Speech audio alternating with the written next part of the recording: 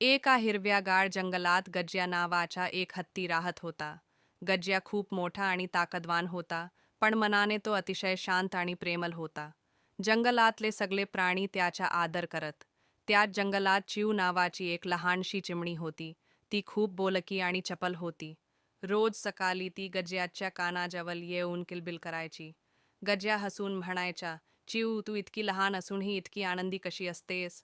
चिव हसत उत्तर द्यायची, आनंदासाठी मोठं असणं गरजेचं नसतं गज्या. एके दिवशी जंगलात भयानक आग लागली. सगळे प्राणी घाबरून इकडे तिकडे पळू लागले. गज्या मोठा असल्यामुळे लवकर हालचाल करू शकत नव्हता. तेवढ्यात चिवने जंगलातल्या सगळ्या पक्ष्यांना बोलावलं. सगळे पक्षी नदीतून पाणी आणून आगीवर टाकू लागले. हळूहळू आग विझली. गज्याच्या डोळ्यात आनंदाश्रू आले. तो म्हणाला, आज मला कळलं, ताकद फक्त शरीरात नसते, ती मनात असते. चिव म्हणाली, आणि मैत्री असेल तर कुठलीही अडचण छोटी होते. त्या दिवसापासून जंगलात एकच गोष्ट प्रसिद्ध झाली, मोठं असो किंवा लहान, प्रत्येकाची किंमत असते. मी जंगलाचा राजा या नात्याने सांगतोय.